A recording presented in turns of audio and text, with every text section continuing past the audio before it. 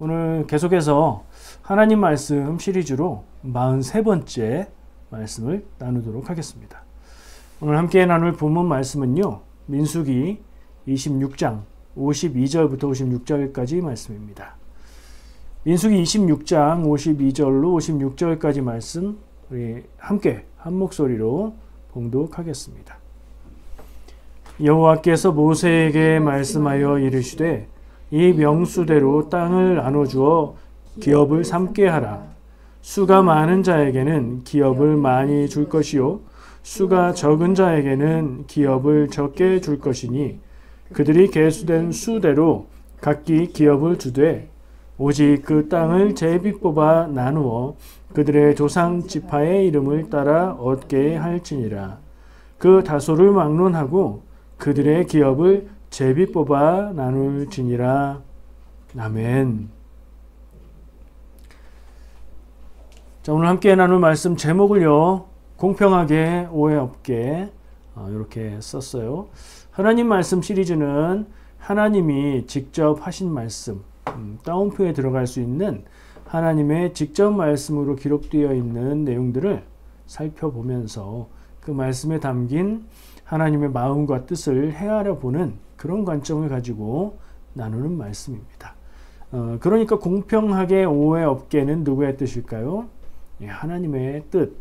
하나님의 뜻이 오늘 말씀 가운데서 공평하게 오해가 없도록 하신다는 그런 말씀을 나누려고 합니다. 말씀 내용은 우리가 본문을 읽어서 짐작하실 거예요. 땅을 나눠주는 얘기입니다. 아, 땅을 나눠주다뇨? 그런 일이 세상에 있습니까? 있습니다. 나라가 바뀌거나 나라가 새로 생기거나 그러면 토지 개혁하고 화폐 개혁하고 그런 거 하죠. 토지 개혁한다는 게 뭐예요?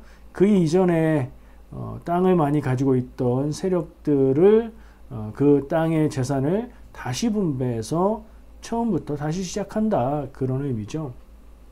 이스라엘 백성들도 가나안 땅에 들어갈 때에 이전에 가보지 못했던 조상들만 살았던 그 땅을 지파별로, 가문별로, 가정별로 나누어서 기업으로, 그러니까 유산이라는 뜻이에요. 유산으로 받아 거기에서 살게 되지요. 그러니까 오늘 기록하고 있는 이 말씀은요, 아직 가나안 땅에 들어간 거 아니고요, 가나안 땅을 앞에 두고 막판 준비를 하는 과정이라고 볼 수 있습니다. 하나님께서 명령하셔서 인구조사를 한 번 더 하게 하십니다. 민수기가 시작할 때 인구조사했죠. 그건 이제 군대 편성을 위한 것인데 이제 가나안 땅을 앞두고 다시 한번 인구조사를 하게 하십니다. 그 내용을 꼼꼼히 읽으면서 비교해 보면 어떤 지파는 인구가 늘었고 어떤 지파는 인구가 줄었고 그런 것도 볼 수가 있습니다.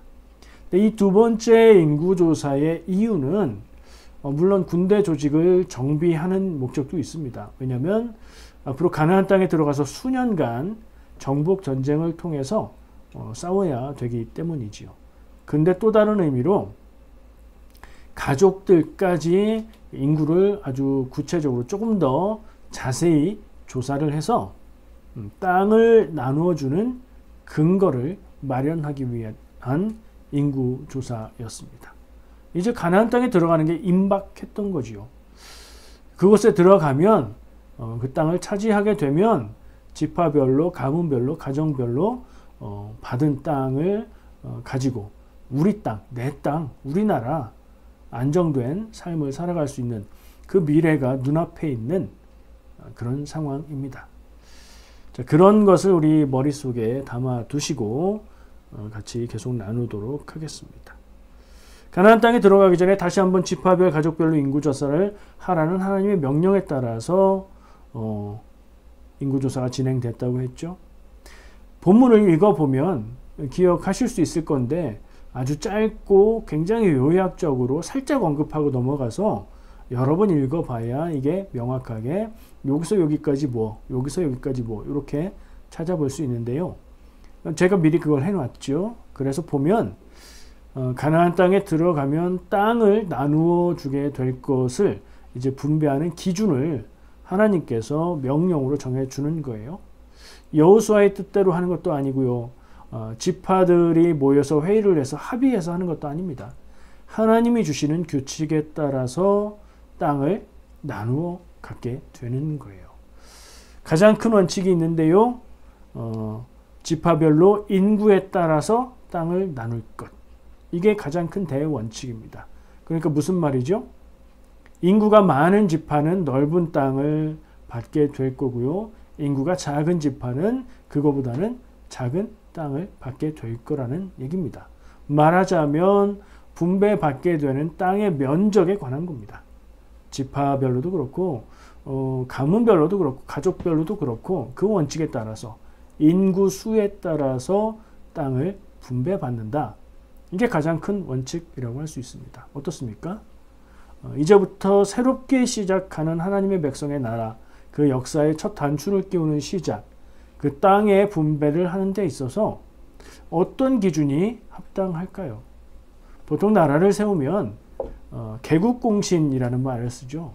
그 나라가 일어나서 나라로 기틀을 잡는데 성공하는 데까지 공을 많이 세운 사람들, 그들의 공을 기리면서 그걸 인정해서 뭐 귀족 칭호를 준다거나 높은 지위를 준다거나 땅을 많이 준다거나 이런 걸 고려하죠. 근데 오늘 본문 말씀, 가나안 땅에 들어가고 있는 이스라엘 백성에게 주시는 하나님의 규칙에는 그런 우선권, 특권, 우대 이런 게 전혀 없습니다. 오직 한 가지 큰 원칙에 따라서 인구 수대로 나누어 준다. 자, 그러면 인구 수대로 받게 될 땅의 면적이 정해지는 거죠. 뭐에 따라서요? 지파의 인구에 따라서 정해지는 거예요. 아, 지파별로 땅을 나누어 받게 되는구나. 그러니까 땅을 받게 되는데 가장 기본적인 단위가 지파별이 되는 거예요. 뭐 우리나라식으로 얘기하면 도 뭐 이런 단위가 되는 그런 모습이지 않겠어요?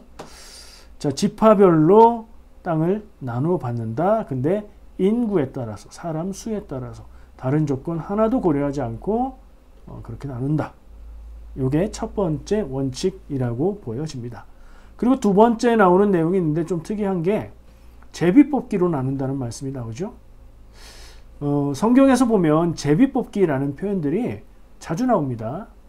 근데 우리가 익숙하기는 한데 이게 뭔가 생각해 보면 뭐죠? 제비뽑기가? 제비를 뽑는 거죠. 그 제비는 뭐예요? 날아다니는 새 제비 아니죠. 그러니까 뭔가를 뽑기를 통해서 뽑는다는 얘기예요. 뭐 젓가락을 표시를 해놓고 안 보이게 해놓고 뽑는다던가 여러 가지 방법이 있죠. 많은 성경에 나오는 제비뽑기도 다양한 방법으로 했다고 생각을 하고 있습니다. 자, 제비뽑기로 정하는 것은 어떤 부분인가? 그 자리를 제비뽑기로 정한다는 이해를 할 수 있습니다. 물론 그렇게 말씀해서 그렇게까지 구체적으로 면적은 인구당, 그리고 그 위치, 자리는 제비뽑기 이렇게 명확하게 말하진 않지만 첫 번째 대원칙 인구별로 나누어 준다. 아, 이거는 지파별 땅의 면적을 정하는 것이구나. 이거는 정해져 있는 거죠. 간단한 수학만 한다면 정해 있는 부분을 비율로 나눌 수 있는 거겠죠. 자, 그리고 그 다음에 위치, 이 땅의 위치는 무엇을 의미하는 건가? 그걸 생각할 필요가 있어요. 그리고 그것을 제비뽑기로 정한다는 건 무슨 뜻일까? 그리고 마지막으로는 조상 지파의 이름을 따라 받을 것이다. 이건 이제 지파별로 받는다. 그런 구분이다. 그런 내용이 되겠죠. 이 정도 세 가지로 요약할 수 있을 것 같아요. 이스라엘 백성이 가나안 땅에 들어가서 땅을 분배받는데 이 정도 세 가지 원칙. 다시 한번 인구별로 면적을 나눠주고 그 위치는 제비뽑기, 그리고 기준은 지파별로 나누었다. 이걸 생각할 수 있겠습니다. 이것이 사람의 합의가 아닌 하나님의 명령으로 주어졌다. 그리고 또 특이한 것, 아까도 살짝 언급했는데 가나안 땅에 들어가서 정복을 다 마치고 자 이제 땅을 나누어 보자.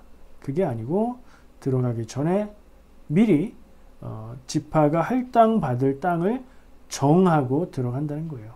아까 얘기한 대로 몇 년의 시간이 더 필요합니다. 전쟁을 마칠 때까지는 말이죠. 그런데도 미리 정하고 들어가라 하셨습니다. 전쟁의 공에도 관계없이 정하기 위한 시점이지 않을까 하는 생각도 들고요. 들어가서 그 땅을 보고 나눈다. 그러면 또 여러 가지 생각이 들겠지만 정해놓고 들어간다는 게 얘기가 다르게 되는 거죠. 하나씩 좀 볼게요. 원칙 두 가지만 살펴보겠습니다.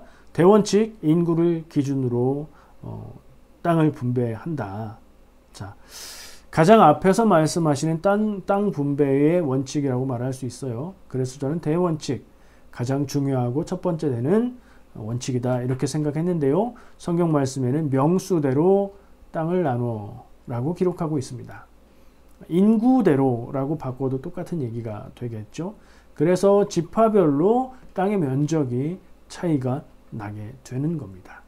물론 지파 안에서도 가문별로 나눌 때도 사람이 많은 가문이 조금 더 넓은 땅을 차지하는 그런 이게 대원칙이니까 그런 적용이 됐겠죠.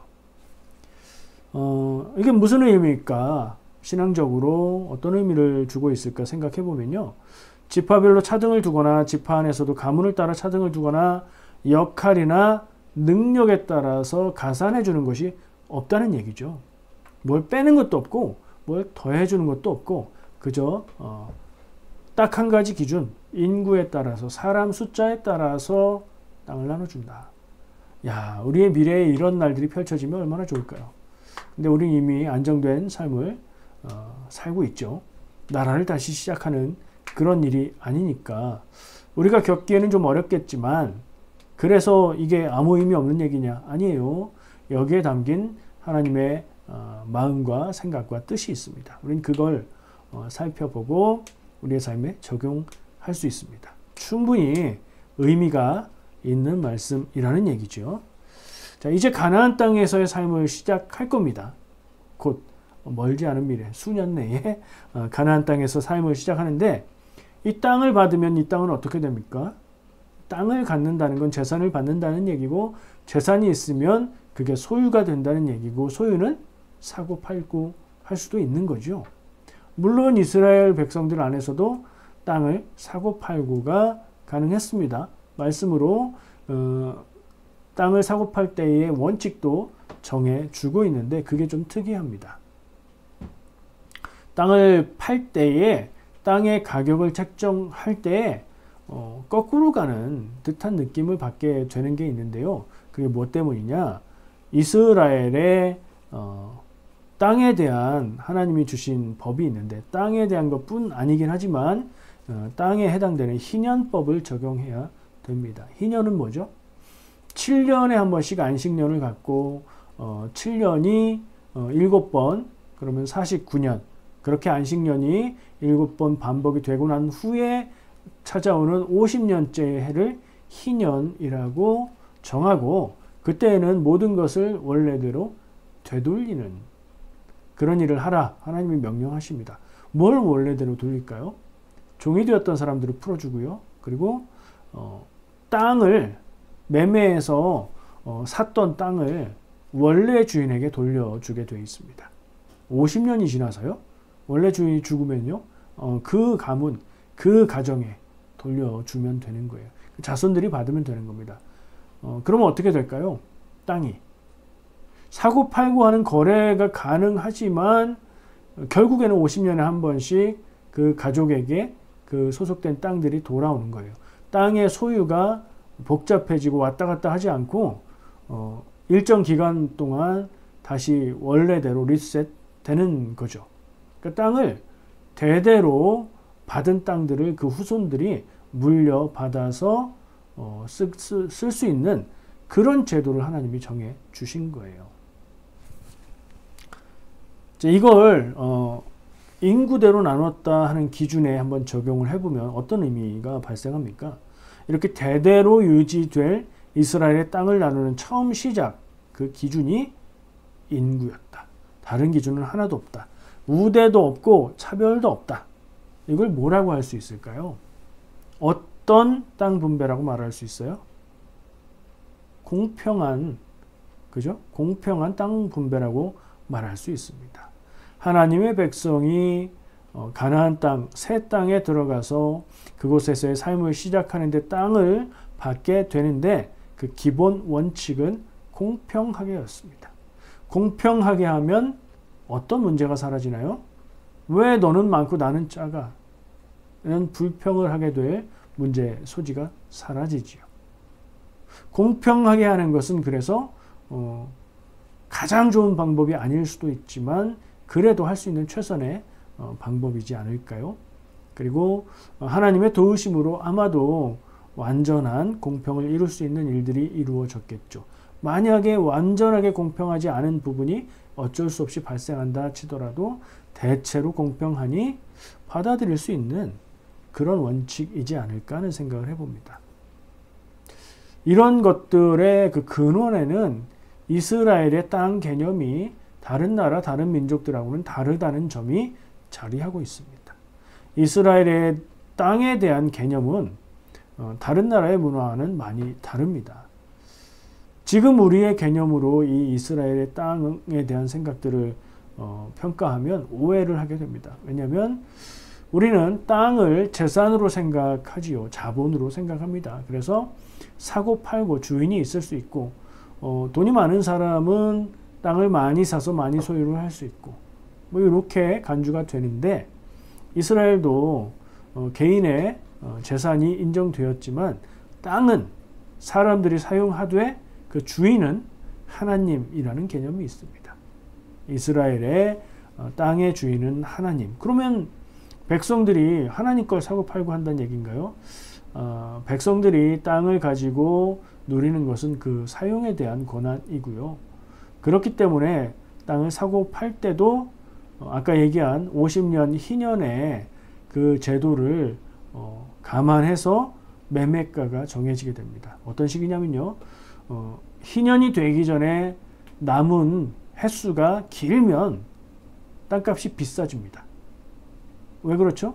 그 땅에서 50년 동안 얻을 수 있는 가치가 크기 때문에 땅값이 비싼 겁니다. 근데 멀지 않아서 이제 희년이 다가온다. 희년이 곧 온다. 남은 해가 길지 않다. 그러면 그 땅값이 매매될 때 싸게 평가가 됩니다. 왜냐하면 몇 년 못 쓰고 돌려줘야 되기 때문이죠.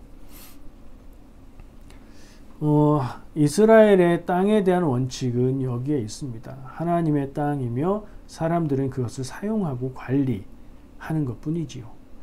그래서 하나님께서 허락하여 주신 땅은 지파별로, 가문별로, 가정별로 유지되면서 이어져 가게 그렇게 설계가 되어 있는 땅의 제도다. 이렇게 생각할 수가 있겠죠. 이 원칙의 기본을 간단한 한마디로 말하면 공평이다 라고 얘기했습니다. 공평한 건 나쁠 게 없지요. 공평한 것은 모든 사람을 동등하게 대하기 때문에 불만을 가질 이유도 없습니다. 근데요, 한 가지를 더 생각해 보면 땅의 면적, 땅의 넓이는 똑같다. 근데 그 땅이 어디 있는지는 또 다른 얘기입니다. 그렇죠? 산에 있는 땅을 받았다. 바닷가에 있는 땅을 받았다. 농사를 짓기 좋은 평평한 평지를 받았다. 얘기가 완전히 다르죠.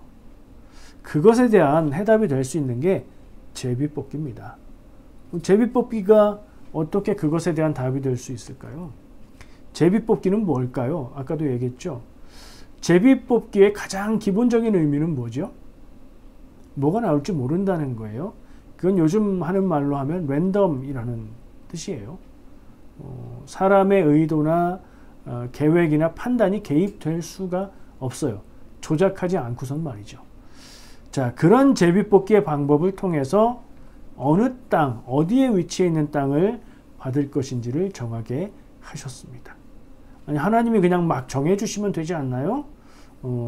글쎄요. 그런 방법도 있겠지만 하나님께서 명령하셔서 인구 수대로 면적을 정하게 하시고 그들이 차지할 땅의 위치는 제비를 뽑아서 정하게 하셨다는 게 오늘 말씀의 핵심이겠죠.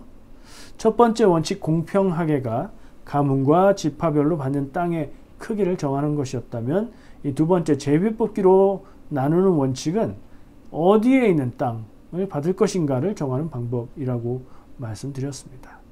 땅의 위치는 지형이 달라질 수 있고요. 기후가 달라질 수도 있고요. 적으로부터 방어하는 것들까지도 고려해야 되는 중요한 일입니다. 변방에 국경지대에 있는 땅들은 어떨까요? 만약에 전쟁이 일어나면 그곳부터 전쟁이 접하게 되는 별로 좋지 않은 땅이다 이런 생각을 할 수도 있겠지요. 산지에 있는 땅, 평지에 있는 땅, 바닷가에 있는 땅, 기후가 좋은 땅, 기후가 좋지 않은 땅, 물이 있는 땅, 물이 없는 땅, 많은 조건들이 중요하게 여겨질 수 있을 겁니다. 그것을 어떤 방법으로 한다고요? 제비뽑기로 한다고요. 근데요, 제가 아까 제비뽑기가 랜덤이다. 이거는 그냥 뭐가 나올지 모르는 그런 방법이다라고 말했지만 그것은 방법에 대한 일반적인 얘기일 뿐이고요. 성경에서 제비뽑기를 사용하는 의미가 또 다릅니다. 뭐죠? 성경에 뭔가를 결정할 때 제비뽑기로 결정했다는 기록이 많이 나옵니다. 그리고 사람들은 그 제비뽑기로 결정된 것을 하나님의 뜻으로 여겼습니다. 저는 그 얘기를 처음 들었을 때 굉장히 이상하다는 생각을 했어요. 제비뽑기는 운에 맡기는 아무거나 나오게 되는 그런 방법인데 그게 어떻게 하나님의 뜻이야? 이런 의문이 먼저 들었었습니다. 한번 살펴볼까요? 언제 제비뽑기를 통해서 결정을 했을까요? 기억나시는 말씀들이 몇 군데는 있을 겁니다. 제가 쭉 나열해 볼 테니까 한번 여러분들의 기억과 맞춰보시고 없는 부분은 채워놓으셔도 좋을 것 같아요. 자, 오늘 본문에 나온 제비뽑기가 있죠. 가나안에 들어가서 땅을 분배받을 그 지역을 제비뽑기로 결정했다. 사사기에 들어가면요, 레위인의 첩사건 때에 베냐민 지파와 나머지 지파들이 전쟁하는 내용이 나오죠. 그때에 그 전쟁을 할 때 제비를 뽑아서 쳤다는 기록이 나옵니다. 구체적으로 제비 뽑아서 뭘 어떻게 했는지는 모르겠지만 그 나머지 지파들의 연합이 베냐민 지파를 제비 뽑아 쳤다. 해설을 하기로는 아마도 전쟁에 나갈 사람들을 제비 뽑기로 뽑지 않았나, 뭐 이렇게 이해를 합니다. 요나서로 가보면요, 요나서에도 제비 뽑기 나오죠. 기억나십니까? 요나가 다시스로 가기 위해서 탄 배가 풍랑을 만났고 어떻게 해도 그 풍랑을 해결할 수 없게 되자 그 배에 탄 사람들 중 누구 때문에 이런 풍랑이 닥쳐오는지를 알기 위해서 제비뽑기를 합니다. 그리고 결국 요나가 뽑히지요. 그 내용도 제비뽑기로 하나님의 뜻을 알아보는 방법이었다. 이렇게 볼 수 있겠죠. 느헤미야. 느헤미야는 누구죠? 포로 귀환. 바벨론에 멸망하고 포로로 잡혀갔다가 돌아왔을 때의 이야기가 나오는 느헤미야서에는 포로 귀환 후에 예루살렘에서 살 사람을 제비뽑기로 정했다는 얘기가 나옵니다. 이거는 이제 좋은 곳에서 뽑혀가서 산다는 의미가 아니고요. 반대의 의미였습니다. 그때는 그랬어요. 에스더서, 페르시아에서 왕비가 되었던 에스더의 이야기 속에서는 이스라엘 백성이 아닌 유대인들을 몰살시키려고 하는 이름이 누구죠? 하만. 네. 하만이 유대인을 몰살시킬 날을 제비 뽑아서 정했다. 그 제비라는 용어, 주사위라는 용어에 푸르라는 말을 써서 그 때를 불임절이라고 부른다. 그래서 불임절 때에 유대인들이 에스더서를 읽는다. 뭐 그런 거 알 수 있고요. 예수님의 십자가 죽으심 장면에서 보면 그때도 제비뽑기가 나오는데요. 뭘 했을까요? 로마 군인들이 제비를 뽑아서 예수님의 옷을 나눠 가졌다. 그런 내용이 있고요. 구약으로 다시 가서 아사셀 염소 이야기 기억나십니까? 염소 2마리를 준비해서 한 마리는 잡아서 제물로 드리고 한 마리는 광야로 보내죠. 그게 아사셀 염소인데 2마리 중에 어떤 것을 어떻게 쓸까를 정할 때 제비뽑기로 정했다고 기록하고 있습니다. 역대상에 보면 성전 직무를 정할 때에도 제비뽑기를 통해서 정했다. 신약으로 넘어와서 복음서 지나서 사도행전에 가면 예수님의 12 제자들 중에 가룟 유다가 죽어서 그 숫자가 비었죠. 그 한 명의 빈 자리를 채우기 위해서 사도로 한 명을 다시 뽑는데 그때도 마지막 결정하는 순간 제비뽑기를 통해서 마띠아를 뽑았다. 이런 말씀이 있습니다. 구약으로 다시 가서 사무엘상에 가보면 사울을 왕으로 뽑을 때 하나님의 명령에 의해서 사무엘이 사울에게 기름 부어서 왕으로 정하긴 했지만 백성들 앞에서 사울을 왕으로 뽑을 때는 제비뽑기를 통해서 지파를 뽑고 가문을 뽑고 가정을 뽑고 사람을 뽑고 이런 순서로 결국엔 사울이 뽑히게 되지요. 사무엘상 바로 뒤에 나오는 얘기인데요. 14장에 보면 전쟁하는데 사울 왕이 다 이길 때까지 아무것도 먹지 마라 이렇게 명령을 내립니다. 그때 먹은 사람이 있었죠. 사울 왕의 아들이요 왕자인 요나단이 꿀을 찍어서 맛을 보지요. 그리고 나서 사울 왕이 자기의 명령을 어긴 사람을 찾을 때 누가 했어 조사해 이러는 게 아니라 제비뽑기를 통해서 요나단을 찾습니다. 이렇게 성경에서 제비뽑기를 했던 예들은 어떤 것들은 그냥 이방인들이 외국인들이 그냥 랜덤의 의미로 뽑은 경우가 있기도 하지만 대체로는 이스라엘 백성들이 하나님의 뜻을 물어서 결정할 때의 선택을 위해서 제비뽑기를 했고요. 제비뽑기에 의해서 결정된 내용은 하나님의 뜻인 것으로 받아들이는 문화가 있었습니다. 이 내용들을 쭉 종합해 볼 때 제비뽑기는 하나님의 뜻을 알고 진실을 찾을 때 사용한 방법이었다. 이렇게 평가할 수 있죠. 그러면 오늘 말씀에서 그 땅의 위치를 정할 때는 제비뽑기로 했다. 무슨 의미로 연결이 될 수 있을까요? 그게 하나님의 뜻이다. 하나님의 뜻으로 지파의 땅의 위치가 정해졌다면 거기에 불평불만을 할 수 있어요? 없죠. 하나님의 권위에 의해서 선택하는 방법으로 제비뽑기를 사용한 겁니다. 근데요, 제비뽑기가 하나님의 뜻을 알려준다라는 얘기를 했을 때 성경에 기록된 것들은 뭐 그렇다 치는데 그럼 지금은 어떨까? 지금도 제비뽑기 방법으로 하나님의 뜻을 구별하고 선택할 수 있을까? 만약에 우리가 중요한 일을 결정하는데 제비뽑기를 통해서 결정한다 그러면 성경을 모르는 사람들은 비웃을지도 모르겠습니다. 아니 어떻게 중요한 일을 저렇게 우연에 기대서 결정을 할까 하는 생각을 할 것이기 때문이죠. 우리가 물어봐도 그렇습니다. 교회에서 뭐 조직을 위해서 임원들을 뽑게 될 때 제비뽑기로 할 수 있을까요? 그렇게 하는 경우도 없지 않습니다. 우리 성경적으로 믿음을 가지고 해보자. 그래서 제비뽑기로 뭐 회장을 정하고 임원을 정하고 중요한 직책을 정했는데 역시 하나님의 뜻대로 그가 맡은 일을 정말 잘했다 하는 경우도 있을 수 있지만 아니 그렇게 해서 뽑고 보니까 이거 엉뚱한 일들이 일어났다. 저 사람 뽑으면 안 되는 사람인데 뽑혔다. 그런 일도 없지 않습니다. 제 경험 가운데 있습니다. 우리도 성경에서 하나님의 뜻으로 여겨지는 제비뽑기의 방법으로 하나님의 뜻을 묻고 선택을 결정할 수 있을까? 지금 우리의 삶의 현실에서 이렇게 물어보면 대답하기가 쉽지 않아요. 성경에서는 분명히 제비뽑기를 하나님의 뜻으로 여기고 있는데 우리가 하나님의 뜻을 제비뽑기로 알 수 있을까? 그러면 참 편하긴 할 것 같아요. 그렇죠? 우리가 기도할 때 하나님의 뜻을 명확하게 몰라서 얼마나 많이 고민하고 얼마나 열심히 기도하고 마음 졸이고 그러나요? 근데 그럴 거 없이 제비뽑기로 딱 이게 하나님의 뜻 그러면 얼마나 편해요. 근데 그렇게 단순하지가 않지요. 성경 말씀에서 제비뽑기를 하나님의 뜻으로 받아들이는 것은 그게 하나님의 뜻이라서 하나님이 제비뽑기를 그 방법으로만 하나님의 뜻을 계시하기 때문은 아닙니다.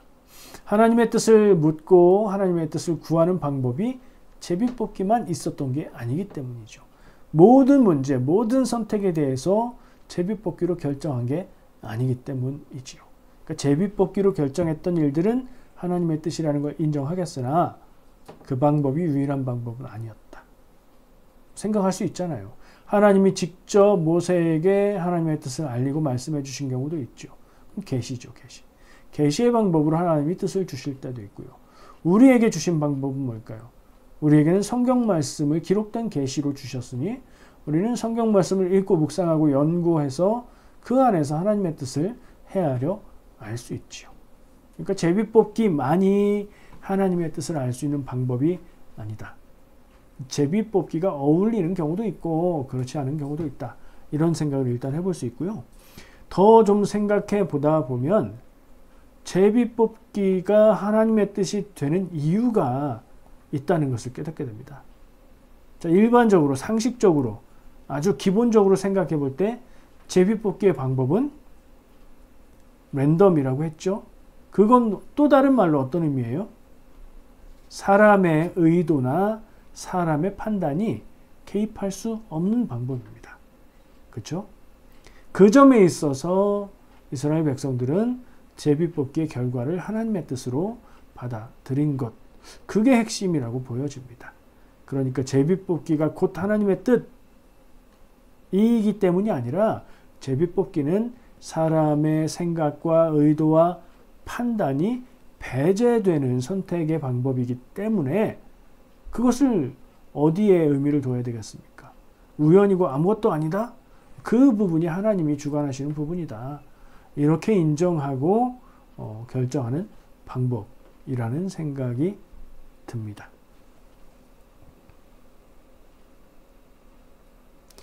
자, 그러면 우리가 실생활에서 혹은 교회에서 이 제비뽑기의 방법을 하나님의 뜻을 구할 때 사용할 수 있을까? 있습니다. 경우에 따라서 그리고 적절한 조건을 갖추면 할 수 있습니다.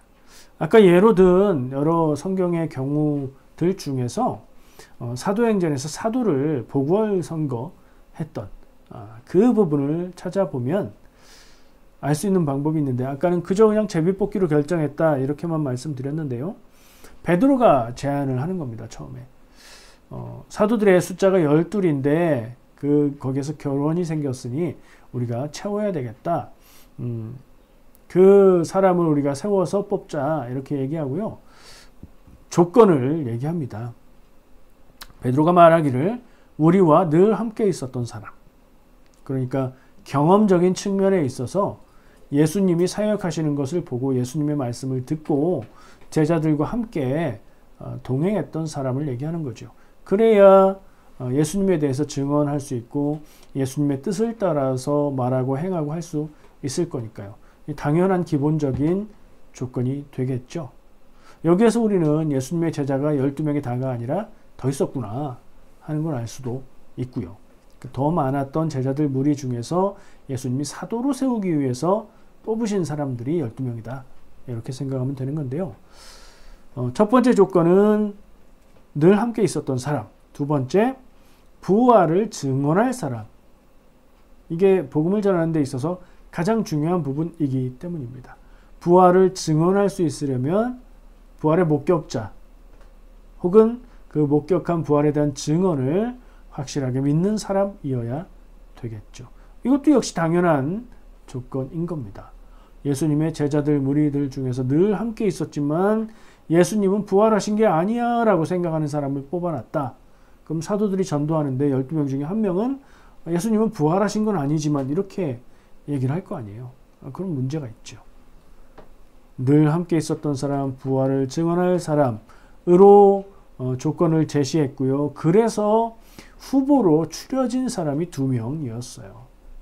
요셉 그리고 마띠아 2명이었습니다. 무슨 얘기죠? 제비뽑기의 방법으로 사람을 뽑을 때에 처음부터 모든 대상을 놓고 제비 뽑자 이렇게 정한 게 아니고 합당한 조건을 세우고 그 조건에 따라서 추려서 후보를 만든 후에 2명이 뽑혔는데 이제 그때부터는 조건들이 다 비슷한 거예요. 인격적으로도 뭐 여러 가지 믿음으로도 다 비슷한 거예요. 그래서 이제 그때는 판단하기가 어렵다. 지금 민주주의 원칙에 따라서 지금 같으면 다수결로 결정하자 뭐 이럴 수 있었을 텐데 그게 안 됐던 거죠. 그때는. 그러면 둘 중에 하나 누가 돼도 좋으니 이제는 제비뽑기로 하나님의 뜻을 묻자 하는 방법을 선택하게 된 거예요. 이 방법을 우리가 기억하고 고려하면 제비뽑기 방법을 이 조건들에 맞춰서 우리도 사용할 수 있을 겁니다. 자, 근데 다시 처음으로 돌아갈게요. 땅을 분배할 때에 땅의 크기는 인구대로, 땅의 위치는 제비뽑기로 결정한다 했는데 땅의 위치를 왜 제비뽑기로 결정할까? 제비뽑기는 하나님의 뜻이다. 이렇게 적용해 보면 땅의 위치가 주어지는 게 하나님의 뜻이다. 땅의 위치에 따라서 뭐가 달라지는데요? 조건들이 엄청나게 달라지죠. 그렇죠? 그러면 조건들이 달라지면 어디는 좋고 어디는 안 좋고 그럴 거 아니에요. 비교가 될 거 아니에요. 그러면 그거를 지도자였던 여호수아가 마음대로 너네는 여기 정해줬다. 그러면 어떻게 될까요? 안 좋은 생각이 들 때 불만이 생기겠죠. 오해가 생기겠죠. 아니 여호수아 자기네 지파 땅은 좋은 데 주고 우리 지파는 안 좋은 데 줬네. 이런 생각을 할 수도 있고요. 아무리 공평하게 한다고 해도요. 자, 그런 오해가 없을 수 있는 방법이 조건을 갖추고 기본적인 조건을 갖춘 후에 임의로 정하기가 어려울 때 하나님의 뜻을 구하는 방법으로서 제비뽑기를 사용했다. 그러니까 하나님의 권위로 너희 지파는 여기 이렇게 하나님이 주셨다. 그러면 거기에 대해서는 불만을 표현하기가 쉽지 않겠죠. 그런 의미가 있는 겁니다. 그래서 이런 것들을 생각해서 오늘 말씀의 제목을 두 가지로 이야기한 거예요. 공평하게 오해 없게. 공평하게는 인구별로 땅의 넓이를 준 것, 오해 없게는 사람이 개입할 수 없는 방법, 하나님의 방법, 하나님의 뜻으로 여겨지는 제비뽑기로 사람들이 정한 게 아니라 하나님이 그렇게 하라고 하셨다. 자, 오늘 그 내용을 쭉 기억해 보았습니다. 오늘 말씀을 준비하면서 묵상하면서 생각하게 된 게 있습니다. 물론 얘기하면 여러분들도 다들 그렇게 생각하실 거고 알 수 있는 얘기인데요. 바로 모든 사람이 만족할 수 있는 일은 없다는 것입니다. 교회에서 무슨 결정을 했습니다. 모든 사람이 만족할 수 있을까요? 나는 좀 생각이 다른데? 그럴 수 있겠죠. 다수결 방법으로 결정했습니다. 10명이 좋다고 하고 1명이 반대했다면 어쩔 수 없이 당연하게도 10명이 찬성한 방법으로 가겠죠. 그럼 그 1명은요? 나는 그거 안 좋은 것 같은데? 이럴 수 있겠죠. 모든 사람이 만족할 수 있는 선택이나 일들은 결국엔 없습니다. 중국집 메뉴를 정해도요. 짜장면이 좋은 사람이 있고 짬뽕이 좋은 사람이 있고 결정하기 어려워서 짬짜면을 먹는 사람도 있겠죠. 탕수육을 먹어도 나는 부먹, 나는 찍먹 다른 얘기를 합니다. 교회에서든 우리가 속한 어떤 공동체에서든 모든 사람이 만족할 수 있는 결정과 방법은 없다는 것을 우리가 알 필요가 있고요. 가나안 땅에 도착해서 이스라엘 백성의 입장에서 가나안 땅에 도착해서 우리 땅을 받고 정착해서 살아간다. 이건 아마 그들에겐 꿈 같은 얘기였을 겁니다. 이집트에서는 자기들이 사는 땅과 집이 있었지만 노예와 같은 취급을 받는 강제 노역에 시달려야 했죠. 광야의 40년 세월은 어땠습니까? 한 군데 정착하는 집이 없고 텐트에서 살아야 하는 삶이었죠. 이제 가나안 땅에 들어가면 우리가 집을 짓고 살 수 있다. 내 땅에서 농사를 지을 수 있다. 얼마나 꿈 같은 이야기였겠습니까? 그런데요, 실제로 가나안 땅에 들어가서 살면서 모든 사람들이 다 감사하면서 지낼 수 있었을까요? 아니었을 겁니다. 옆집 사람, 저 내 친척네 누구네 땅 비교해 보면 우리 이 땅은 안 좋은데 우리 땅은 물이 없어. 저기는 물이 있는데 비교하면 생겨나는 게 불평과 불만입니다. 비교하면 좋은 것은 안 보이고 나쁜 것만 보입니다. 사람은 결국 비교를 통해서 감사보다는 불만을 갖게 되지요. 하나님은 가나안 땅에 들어가서 살게 될 이스라엘 백성들, 그들에게 땅을 나눠준 방법에 대해서 하나님이 직접 결정해 주시면서 이런 부분들을 다 고려하셨구나 하는 생각을 하게 됐습니다. 오늘 우리가 묵상한 하나님의 말씀은 하나님이 이스라엘의 그런 형편들을 살피시고 세심하게 명령을 주셨다는 점을 느끼게 됩니다. 우리도 이런 하나님의 마음을 헤아리고 제가 딱 두 마디로 요약한 것처럼 결정하는 데 있어서는 공평하게 그리고 오해가 없게 일하는 것이 중요하다는 생각을 해봅니다. 하나님은 완전하시지만 사람은 그렇지 않지요. 사람은 사는 환경이나 삶의 환경도 완전할 수 없고 만족할 수도 없습니다. 우리는 인생을 살면서 감사할 수도 있고 힘들고 원망하고 불만을 가질 수도 있습니다. 그게 삶의 조건에 따라서도 움직일 수 있는 일이지만 그 삶의 조건을 대하는 태도에 따라서도 달라지는 일 아니겠습니까? 여러분은 여러분의 삶의 환경, 배경, 조건에 대해서 감사하고 살고 계십니까? 아니면 내 인생은 왜 이래 하며 불만 섞인 삶을 살고 계십니까? 평균을 내보면 어떻습니까? 그리고 지금 살아가고 있는 삶의 순간은 어떠십니까? 우리가 살면서 하나님이 주신 것, 내가 누리는 것, 나에게 허락하신 것을 바라보면 감사가 나올 겁니다. 내 시야에 무엇이 있고 무엇에 초점을 두고 바라보는지에 따라서 달라진다는 얘기입니다. 나와 다른 사람의 조건을 비교하면 불평이 나올 겁니다.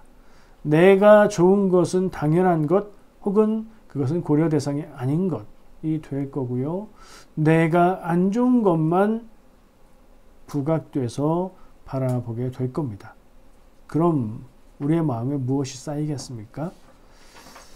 나는 무엇을 바라보며 살고 있는지, 나에게 감사가 많은지, 불평이 많은지 깊이 묵상해 보면 좋겠습니다. 기도하겠습니다.